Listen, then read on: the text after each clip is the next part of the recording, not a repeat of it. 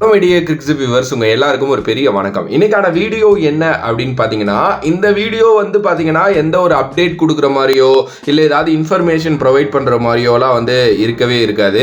ஒரு மாதிரி நீங்க எப்படி சொல்றது, ஒரு ஒரு சொம்பு தட்டுற வீடியோனே நீங்க வச்சுக்கோங்க, okay.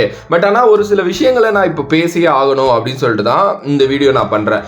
43-year-old scammer, S, MS Dhoni. இந்த வார்த்தை நான் யூஸ் பண்ணல, நிறைய பேர் வந்து சோஷியல் மீடியால சொல்லிக்கிட்டு இருக்கிறது. எஸ், என்னன்னா இப்போ ஒரு கூட்டம் கிளம்பிருச்சுங்க. விராட் கோலி ஃபேன்ஸ், ரோஹித் சர்மா ஃபேன்ஸ், இப்போ புதுசா வந்து இந்த ஹர்திக் பாண்டியா, சூரியகுமார் யாதவ் ஃபேன்ஸ் எல்லாம் இந்த 2K கிட்ஸ்ன்னு கூட சொல்ல முடியாது, இந்த லாக்டவுன் கிட்ஸ்ன்னு சொல்லுவாங்கல்ல, லாக்டவுன்ல கிரிக்கெட் பார்க்க ஆரம்பிச்சவங்க, இவங்கெல்லாம் வந்து பாத்தீங்க அப்படின்னா MS தோனியை பத்தி தப்பா பேசுறது, சோஷியல் மீடியால வந்து பாத்தீங்கன்னா அவரை பத்தி நெகட்டிவா இது பண்றது, தோபி ஃபேன்ஸ் அப்படின்னு சொல்றது, அண்ட் அவருனால தான் 2019 வேர்ல்டு கப்பே நம்ம தோத்தோம் அப்படிங்கிற மாதிரிலாம் சொல்றது, இந்த மாதிரி விஷயங்கள்லாம் நிறைய போயிட்டு இருக்கு. அதை பத்தி அட்ரஸ் பண்ணணும். அண்ட் IPL ஏன் அவர் வந்து அந்த இடத்த விட்டு கொடுக்க மாட்டேங்கிறாரு, வேற ஒரு யங்ஸ்டர்ஸுக்கு விட்டு கொடுக்க வேண்டியதானே அப்படிங்கிறத பத்தியும் வந்து பாத்தீங்கன்னா இந்த வீடியோல நம்ம டிஸ்கஸ் பண்ண போறோம். ஓகேங்க, ஃபர்ஸ்ட் வந்து பாத்தீங்கன்னா இந்த 2019 வேர்ல்டு கப்பை பத்தி நம்ம கொஞ்சம் பேசிட்டு வரலாம். எல்லாருமே என்ன சொல்றாங்கன்னா 2019 வேர்ல்டு கப்ல வந்து கட்டையை போட்டுட்டு நின்னுட்டாரு, அதனாலதான் வந்து நம்ம தோத்தோம், அவர் அடிச்சிருந்திருக்கணும் அப்படின்னு வந்து சொல்லியிருந்தாங்க. டேய், நீங்களா யாருடா? 2019 வேர்ல்டு கப்போட செமிஃபைனல்ல என்ன நடந்துச்சுன்னா உங்களுக்கு தெரியுமா அப்படிங்கிற மாதிரி தான் எனக்கு சீரியஸ்லி வந்து இருக்கு. அந்த மேட்ச்ல MS தோனி அப்படிப்பட்ட ஒரு இன்னிங்ஸ் விளையாடல அப்படின்னா இந்தியா எப்பவோ ஆல் அவுட் ஆயிருப்பாங்க. கிரிக்கெட் அப்படின்னா வந்து போன உடனே அடிச்சு தும்சம் பண்ணி அதெல்லாம் இல்லைங்க, ஓகே. அதை நான் ஃபர்ஸ்ட் தெளிவா சொல்லிக்கிறேன், அது கிடையாது. அது ஒரு ODI மேட்ச், அப்படிலாம் வந்து நம்மளால ஆடவே முடியாது. KL ராகுல் ஒரு ரன், ரோஹித் சர்மா ஒரு ரன், விராட் கோலி ஒரு ரன், ரிஷப் பண்ட் மட்டும் கொஞ்சம் நின்னாரு. அவரும் அப்பதான் புதுசா அந்த வேர்ல்டு கப்ல தான் ஃப்ரெஷ்ஷா வந்திருந்தாரு. ஸ்ட்ரெயிட்டாவே அவர் வந்து ஒரு தப்பான ஷாட் ஆடி 30ல அவுட் ஆயிருந்தாரு. தினேஷ் கார்த்திக் 6 ரன், ஹர்திக் பாண்டியா ஒரு 30 ரன். எங்க ஸ்கோர் எவ்வளவு அடிக்கணும் தெரியுமா? 240 அடிக்கணும், ஓகே. இது எல்லாமே முடிஞ்சதுக்கு அப்புறம் MS தோனியும் ரவீந்திர ஜடேஜாவும் நின்னு அந்த கேமை எடுத்து கொண்டு போனாங்க. ரவீந்திர ஜடேஜாவை ஃப்ரீ ஃப்ளோவா ஆட விட்டாரு MS தோனி. அதை ரவீந்திர ஜடேஜா நிறைய இடத்துல சொல்லியிருக்காரு.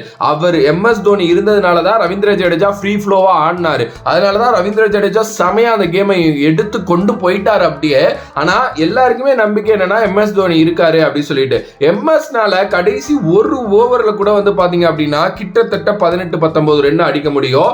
அதனாலதான் வந்து பாத்தீங்கன்னா அப்ப முன்னாடிலாம் கட்டையை போட்டு நின்றுட்டு இருப்பாரு. ஏன்னா அவரும் விக்கெட் விட்டுட்டாருன்னா பின்னாடி யாருன்னு தெரியும்ல, யுஸ்வேந்திர சகால், ஜஸ்பிரீத் பும்ரா, புவனேஸ்வர் குமார், அவங்களால பெரிய ஸ்கோர்லாம் அடிக்கவே முடியாது. அன்னைக்கு வந்து யுஸ்வேந்திர சகால் 5 ரன், புவனேஸ்வர் குமார் டக்கு, நம்ம எல்லாருக்குமே தெரியும். அந்த ரன் அவுட் வந்து பாத்தீங்க அப்படின்னா அது நடந்துருச்சு, ஓகே. அதுல அது கிரிக்கெட்னா அப்படிதான். அதே மாதிரி அவர் டைவ் அடிக்கல அப்படின்னா ஹர்திக் பாண்டியா அவர் இன்டர்வியூல சொல்லியிருக்க மாதிரி தான், என்னைக்கு நீங்க MS தோனி டைவ் அடிச்சு பார்த்திருக்கீங்க இன்டர்நேஷனல் கிரிக்கெட்ல? ஏதோ ஒரு வீடியோ உடனே IPL டைவ் அடிச்சுட்டாரு அப்படிலாம் சொல்லி போட்டுட்டு இருப்பாங்க. டேய் போங்கடா அப்படிங்கிற மாதிரி தான் சீரியஸ்லி இருக்கு. எஸ், இது ஒண்ணு. இன்னொன்னு வந்து என்னன்னா, அந்த அவர் வந்து ஸ்கேம் பண்ணிட்டு இருக்காரு, CSKல இருந்து விளையாடவும் மாட்டேங்கிறாரு. ஆனா வருஷம் நிறைய க்ரோர்ஸ் அள்ளிட்டு போயிடுறாரு. அந்த இடத்த இன்னொருத்தங்களுக்கு யாருக்காவது விட்டு கொடுக்கலாம், இப்படி ஒரு கூட்டம் கிளம்பி போயிட்டு இருக்கு. டேய், ஃபர்ஸ்ட் வந்து உங்க எல்லாருக்குமே சிம்பிளா சொல்றது என்ன அப்படின்னா, IPL அப்படிங்கிறது வந்து ஒரு பெரிய level of market, okay.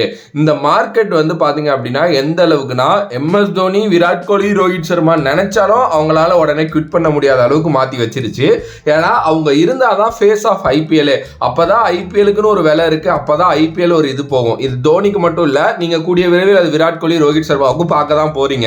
Obviously அதுதான் வந்து IPLோட பீக்கே. நீங்க வந்து MS தோனி இல்லைன்னா கிரிக்கெட் பார்ப்பீங்களா அப்படிங்கிறது தெரியல, விராட் கோலி இல்லைன்னா பார்ப்பீங்களாங்கிறது தெரியல, ரோஹித் சர்மா இல்லைன்னா பார்ப்பீங்களான்னு தெரியல. அந்த மாதிரி சில பேர் இருக்கிறதுனால அதை பீக்கை மெயின்டைன் பண்ணணும் தான் இது. அண்ட் இன்னொரு சிம்பிளா சொல்லணும் அப்படின்னா, அவருக்கு வயசு ஆச்சுங்கிறதுலாம் ஒரு பெரிய மேட்டரே இல்லை. அவர்கிட்ட ஃபிட்னஸ் இருக்கு, ஆடுறாரு. நாளைக்கே அவர் இல்லப்பா எனக்கு இது செட் ஆகாதுன்னு நினைச்சா குவிட் பண்ணிட்டு போறாரு, அது அவரோட இஷ்டம். அண்ட் அவர் நினைக்கிறப்போ அவரை எடுக்கிறாங்கல்ல, அது அந்த மேனேஜ்மெண்டோட விருப்பம். ஏன்னா நாங்க 4 கோடி ரூபாய் கொடுத்து இப்போ எடுக்கிறோம் அப்படின்னா அது ஒர்த்து எங்களுக்கு. ஏங்க சும்மா விடுவாங்க? 5 கப் அடிச்சு கொடுத்துருக்காருங்க, எப்படி விடுவாங்க சொல்லுங்க? அண்டு அது என்ன மாதிரி மைண்ட் செட்னே தெரியல. அவர் ஸ்கேம் பண்ணிட்டு இருக்காரு அப்படின்ட்டு. அவர் என்னடா ஸ்கேம் பண்றாரு? அவரோட நாலேஜை ஒவ்வொரு மேட்சுக்கும் ஷேர் பண்றதுக்கே பெரிய வேல்யூடா. அந்த அளவுக்கு எக்ஸ்பீரியன்ஸ் இருக்கு, அந்த அளவுக்கு வந்து பாத்தீங்க அப்படின்னா அவரால் கேம்ஸை கண்ட்ரோல் பண்ண முடியும். இது நான் சொல்லல, வேர்ல்டு கிரிக்கெட்ல பல பேர் சொன்னது பெஸ்ட் கேப்டனுங்க. அவர் என்னதான் கேப்டன் அப்படிங்கிற டேக்ல இல்லைனாலும் அவர் இருந்தாரு அப்படின்னா கண்டிப்பா ஆப்வியஸ்லி அந்த கேப்டன்சி அப்படிங்கிற அந்த ஒரு விஷயம் வந்து ஆட்டோமேட்டிக்கா வெளியில வந்து அது அந்த கேமே இம்ப்ரூவ் பண்ணும். லாஸ்ட் இயர் பாத்தீங்கல்ல பேட்டிங் எந்த மாதிரி ஆடினாரு அப்படின்ட்டு. இப்போ அவர் வந்து ரொம்ப ஃப்ரீ ஃப்ளோவா, அவருக்கு எந்த ப்ரெஷரும் இல்லை, ஆட ஆரம்பிச்சுட்டாரு, அவ்வளவுதான். எஸ், ஆனா அவர் வந்து இப்படி சொல்றதும் எனக்கு தெரியல. அதே மாதிரி இந்த சில கம்பேரிசன்ஸ், விராட் கோலியை கொண்டு போயிட்டு தோனியோட டேய் விராட் கோலி வேற தோனி வேறடா, விராட் கோலிக்கே தோனியோட கம்பேர் பண்ணா பிடிக்காதுடா, ரோஹித் சர்மாவுக்கும் தோனியோட கம்பேர் பண்ணா பிடிக்காது, எல்லாமே இண்டிவிஜுவல் பிளேயர்ஸ், அவங்க வேறடா, அதை புரிஞ்சுக்கங்கடா ஃபர்ஸ்ட் அப்படிங்கிற மாதிரி தான் சீரியஸ்லி இருக்கு. அண்ட் நான் ஒரு சில தோனி ஃபேன்ஸையும் சொல்றேன், அவங்க தான் பேசுறாங்கன்னா நீங்களும் போயிட்டு நாங்க இது பண்ணோம், நாங்க அது பண்ணோம், நாங்க இத்தனை கப் வச்சிருக்கோம், இதெல்லாம் வேணாம். ஆப்வியஸ்லி அதெல்லாம் சொல்லணும்னு அவசியமே இல்லை. ஏன்னா அது ஆல்ரெடி வந்து வரலாற்றுல பதிக்கப்பட்ட ஒரு விஷயமாவே மாறிடுச்சு. ஓகே, என்னென்ன வச்சிருக்காரு தோனி அண்ட் அவர் என்னென்னலாம் பண்ணாரு அப்படின்னு சொல்லிட்டு நீங்களும் சின்ன பிள்ளை மாதிரி அவங்கள மாதிரி போய் சண்டை போடாம சும்மா இருங்க.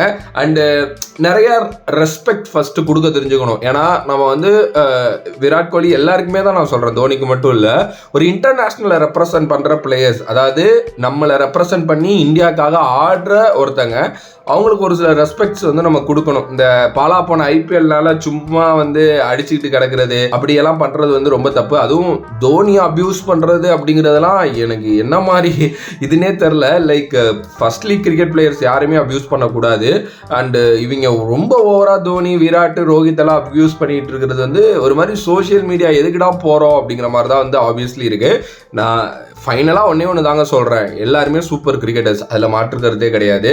அண்ட் தோனி வந்து அவர் லெஜெண்ட் ஆஃப் லெஜெண்ட் அந்த கேமில். ஓகே, அவரோட வேலையே அந்த 4 மாதம் ஐபிஎல் 2 மாதமா அதை அந்த ப்ராக்டிஸ்லாம் சேர்த்து ஒரு 4 மாதம் கணக்கு சும்மா வச்சுக்கோங்களேன், வந்து அந்த ஐபிஎல் விளையாடுறதா அவரோட ஒரு இயரில் அவர் ஆடுற கிரிக்கெட். ஓகே, இன்னும் ஒரு 2 வருஷம் போயிடுச்சுன்னு வைங்களேன், அவர் இல்லைப்பா நான் ரிட்டையர் ஆகிறேன்ட்டு போயிட்டாருன்னு வைங்க, நம்ம நினச்சாலும் திருப்பி அவர் அந்த பேட்டை எடுத்துகிட்டு வந்து அந்த க்ரௌடோட சவுண்டில் உள்ளே வந்து ஆட முடியாது. அவரே இன்னும் ஃபியூ இயர்ஸ் தான் இருக்க போறாரு. அதுக்கப்புறம் தோனி ஹேட்டர்ஸ்னு சொல்லப்படுறவங்க கூட ஆப்வியஸ்லி தோனியை மிஸ் பண்ணுவீங்க. எனக்கு தெரியும் அவங்களாம் தோனி ஹேட்டர்ஸ் கிடையாது, நம்ம தலைவனை விட்டுட்டு இவரை இவ்வளோ புகழ்றாங்களேங்கிற அந்த ஒரு சின்ன ஒரு வைத்தறிச்சல் இல்லை, அது இருக்கும், அது எல்லாருக்குமே இருக்கும். ஆப்வியஸ்லி கௌதம் கம்பீருக்கு ரொம்ப நாள் அதுதான் இருந்துச்சு, அதுதான் உண்மையும் கூட, அதுதான் வேற எதுவும் கிடையாது. பட் நான் ஒன்று தாங்க சொல்லுவேன், MS is legend, Virat is legend, Rohit is legend, அதில் மாற்றுக்கிறதே இல்லை. 3 பேரையும் கம்பேரே பண்ண வேணாம். பட் கம்பேர் நீங்க பண்ணாலும் எம்எஸ் வந்து ஒரு படி இல்லை, 2 படி இல்லை, 3 படி இல்லை, 10 படி உங்க எல்லாருக்கும் மேலே தான். ஏன்னா அவரோட மாஸ்டர் மைண்ட் அண்ட் அவர் உருவாக்கின பசங்க தான் இவங்கலாம். ஓகே, அதை நான் சொல்லி இந்த வீடியோவை முடிக்கிறேன். மேபி உங்களுக்கு மாற்று கருத்துக்கள் இருந்துச்சு அப்படின்னா எனக்கு ஒன்றும் பிரச்சனையே இல்லை, கமெண்ட் பாக்ஸில் போடுங்க, நம்ம டிஸ்கஸ் பண்ணலாம். அண்ட் தோனி ஃபேன்ஸ் யாராவது இருக்கீங்க அப்படின்னா வீடியோவை லைக் பண்ணிட்டு உங்களோட இன்னொரு தோனி ஃபேனுக்கு ஷேர் பண்ணுங்க. அண்டு இந்த வீடியோ பிடிச்சிருக்கும்னு நினைக்கிறேன். அண்ட் நான் வந்து ஒரு 6 வருஷமா அந்த கிரிக்கெட் ஃபீல்ட் வீடியோஸ் போட்டுக்கிட்டு இருக்கேன். இது எல்லாத்தையுமே மாஸ்டர் கிளாஸாக உருவாக்கி ஒரு 99 ரூபாய்க்கு கொடுக்கலாமா அப்படிங்கிற மாதிரி நான் ஒரு ஐடியாவில் இருக்கேன். நான் நிறைய பேர் கிரிக்கெட் சேனல் எப்படி ஆரம்பிக்கிறது, ஃபோட்டோஸ் யூஸ் பண்ணால் காப்பிரைட் மாதிரி நிறைய கொஸ்டின்ஸ் கேட்குறீங்க. அது எல்லாத்துக்கும் சின்னதாக ஒன்று பண்ணலாமான்னு இருக்கேன். பண்ணலாம் அப்படின்னா கீழே வேணும் அப்படின்ட்டு ஒரு தம்ஸ் அப் போடுங்க. வேறொரு வீடியோவில் வேறொரு கான்செப்ட்ல வந்து உங்களை சந்திக்கிட்டே. அனதர் பா from Vijay Mani. Love you all, stay safe மக்களே.